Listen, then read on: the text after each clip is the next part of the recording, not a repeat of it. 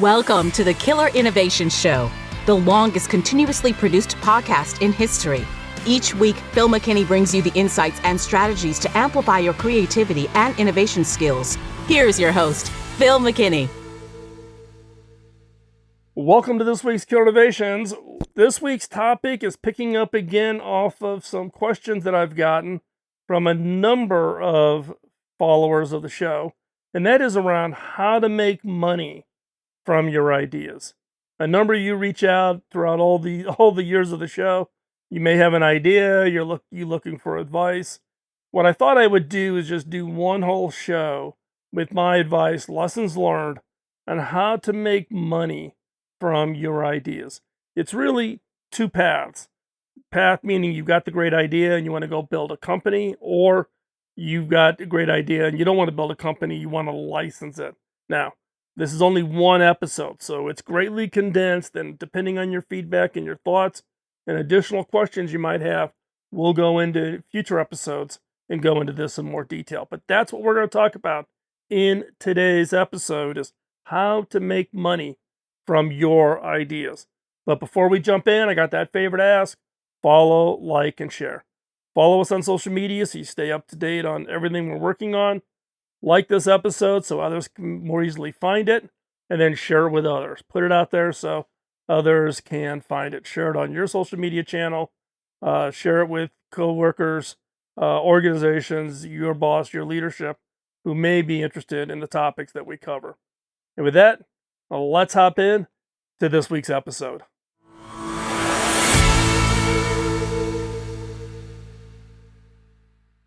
Most people have great ideas from time to time, but do nothing with them because they don't know how to make money from their ideas. Ideas are valuable. And if you want to learn how to make money from your ideas, you can set yourself up for life if you learn how. Now, heads up, when I was CTO at Hewlett-Packard, I would get hundreds, if not thousands, of inventors wanting to sell their ideas to HP.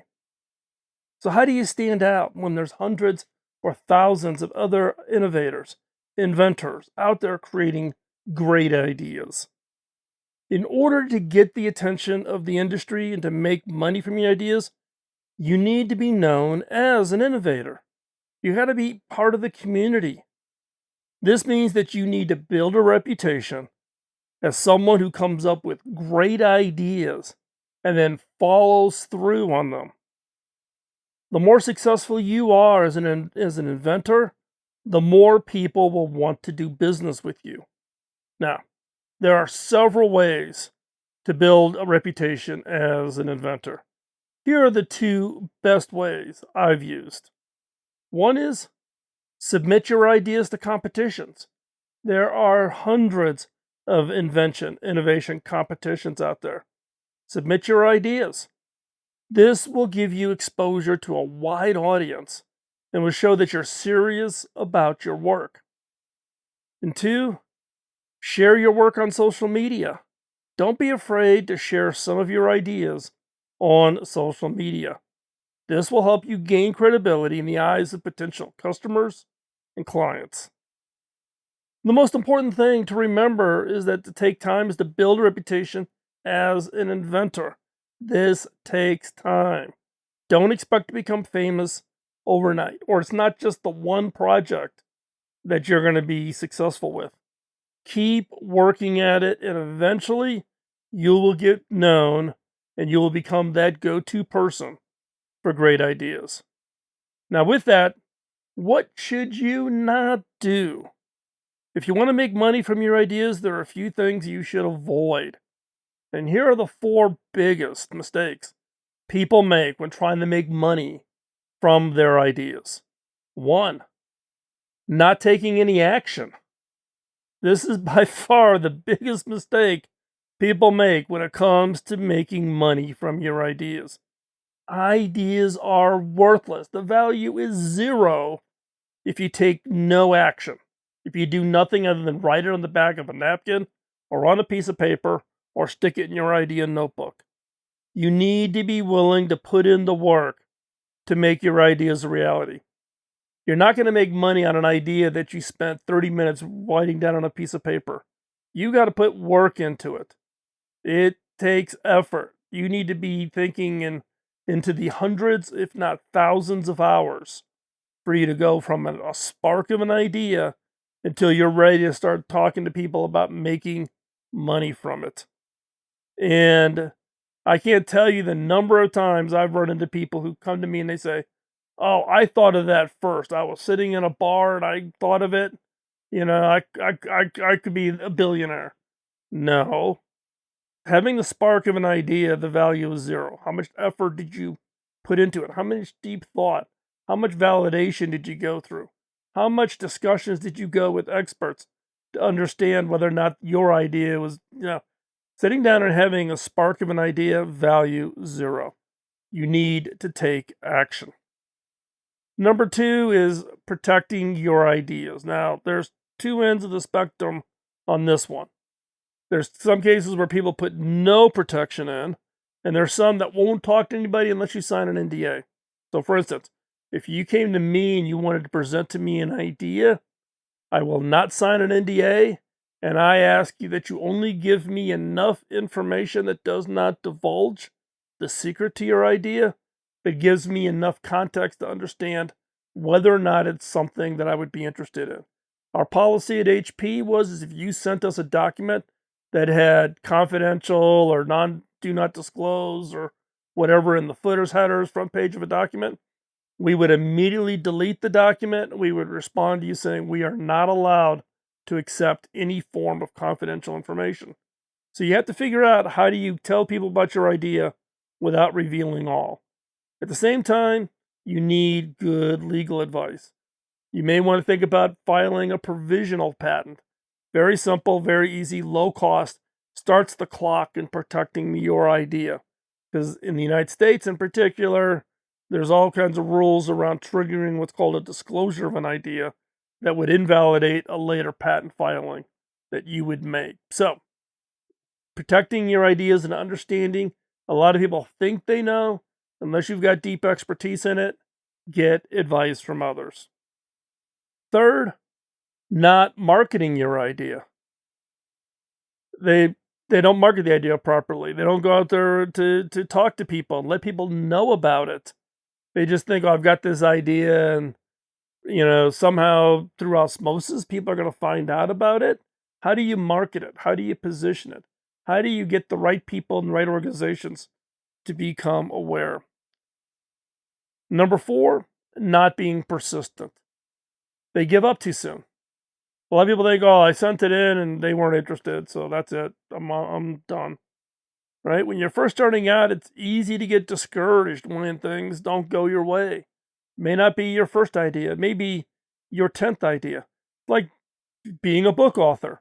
You might write a book, you may send it to 5, 10, 15 publishers before you finally get somebody who's willing to publish it. So, same thing here, persistence. Persistence wins the game.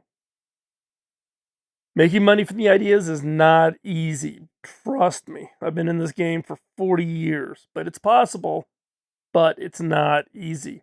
You have to put the work in.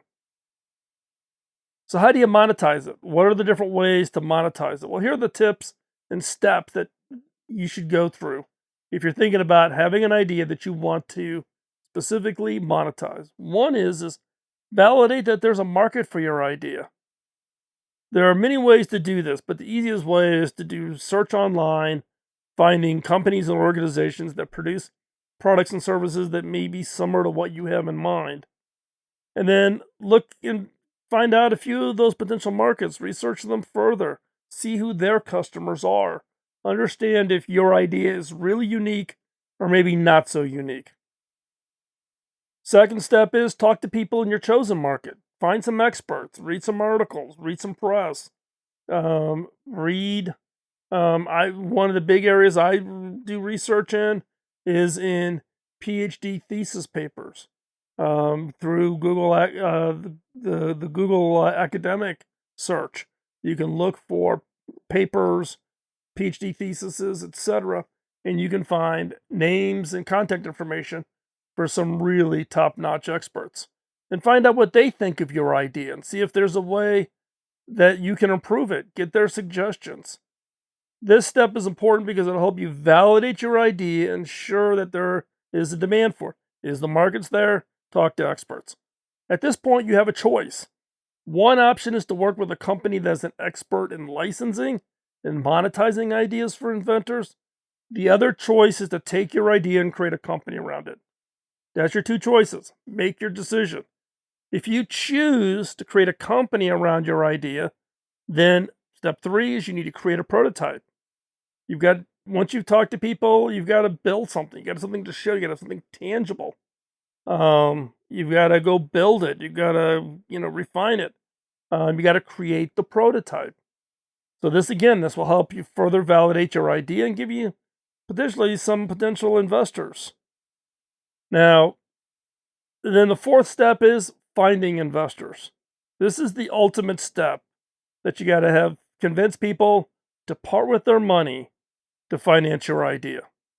This can be the most difficult part, but there are many resources available to help you find potential investors. And there are lots of people out there that will help navigate you through, make the introductions for you. Once you've found an investor, you can negotiate a deal and start working on making your idea a reality. Now, if you choose not to do the company one and you want to look for using an invention firm, and again, this is if you're not sure how to get started with making money, then go talk to these companies that help inventors. These companies can help you protect your idea, market it, build prototypes, etc. Find customers to license it. They can help take your idea and turn it into reality. Now, there are many firms that claim to offer invention services. Be careful, as some will take your money and deliver nothing in return. There are loads of scams in this particular space, so you want to be extra careful. If you're interested in working with a company like this, there are a few things you should keep in mind. 1, make sure you understand the terms of the agreement. You're going to need to sign an agreement with the firm. This agreement will outline the terms of the relationship. It's important that you read and understand that agreement before signing it. Biggest issue I run into is when inventors come to me and they feel like they're getting ripped off by some invention firm, and I read their agreement and realize that they did not read it before they signed it. Read it, understand it. 2, be cautious of companies that require upfront fees, particularly significant upfront fees. There are many reputable invention firms out there, but there are also lots of scams. One way to avoid being scammed is to be cautious of companies that require significant upfront fees. These fees can be in the form of a retainer or an application fee. While some companies do charge these fees, you should be wary of companies that require them. Double check, think long and hard. 3, do your research. Before you decide to work with an invention firm, it's important to do your research. Talk to other inventors that they've worked with and see how they've had a positive experience with the company that you're considering. You should also just check with the Better Business Bureau to see if there's any complaints filed against the company. 4, like everything in life, get everything in writing. When you decide to work with an invention firm, make sure you get everything in writing. If they make a verbal promise, document it. This includes the terms of your agreement and the fees that you'll be charged. Get everything in writing. That'll help protect you if something should go wrong. And be prepared to give up some control. I'm surprised by how many inventors think they can work with these firms, yet they want to maintain 100% control of the idea. That's not how it works. When you work with an invention firm, you're going to have to give up some control of your idea. This is because they've got an investment going into this also. Good invention firms, they really get excited about your idea, they'll come right alongside that. They'll invest their time, their energy for participation in the royalties on the backside. If you're not comfortable with this, then working with an invention firm may not be the right choice for you. Invention firms can be great ways to get started, with making money off your first couple of ideas. It's a great way to get started when you're new in the innovation game. Get a couple things out there, get some royalties coming in, and then build up your firm that you can do the same thing. And so, again, doing your research, spending the time, thinking long and hard to help you avoid being scammed. And I can't tell you how many inventors and innovators I've talked to who've been scammed. Now, you need to do the research to find a reputable firm. One reputable firm that I would suggest you do take a look at, and that is Inventor. Inventor, they are a reputable firm that's helped many inventors get started with making money from their ideas. Now, you can check them out at inventright.com. They also have a very great and interesting and very robust YouTube channel for inventors at InventRight TV, and we'll have all the links in the show notes. Now, note, this is not a sponsorship or an endorsement. I have not used the services of InventRight on any of my ideas. They have impressed me with the breadth and the depth of ideas that they have monetized, and they have a very long and deep track record of successful technology, innovation, idea licensing. So check them out. Now, we did have Stephen Key, the founder and CEO of InventRight, on the show back in April. So you may want to go check out that podcast and hear more about the kinds of services these kinds of companies offer. So, again, making money from your ideas can be a daunting task, but it's definitely possible. By following the steps outlined, you can increase your chances for success. Remember, be patient and stay focused on your goal. And most importantly, don't give up your dreams. With hard work and dedication, you can achieve that dream of seeing your innovation become a real product or service on the shelf that customers buy and use. So go out there and make your idea a reality.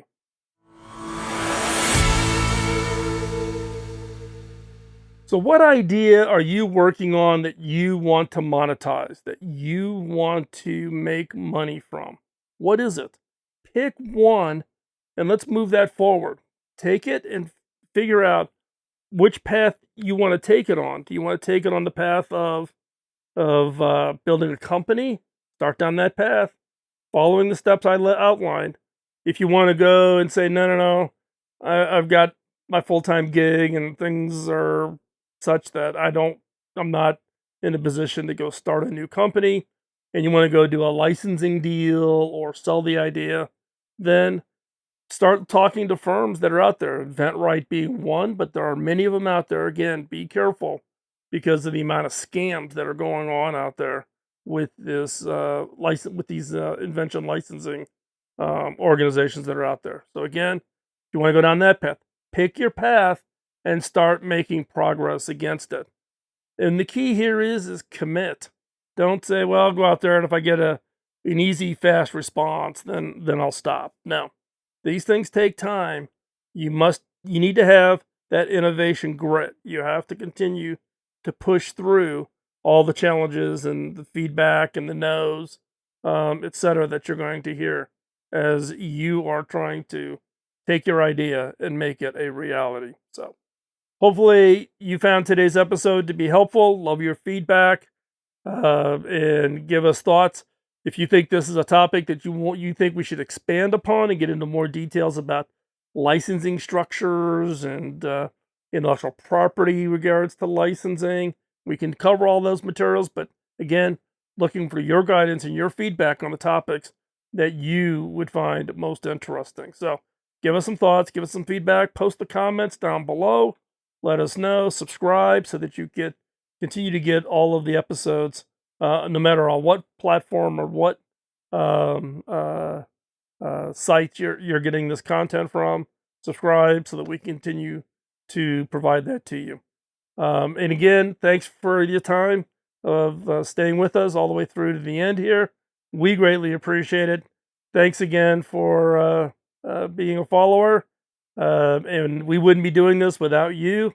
And again, we've been now 18 years of doing the show, and it's been your encouragement and your support that's kept us motivated to keep doing this. And thank you. With that, we'll talk to you next week. Bye-bye. Podcasting nonstop since 2005, this has been the Killer Innovation Show on the Innovators Network.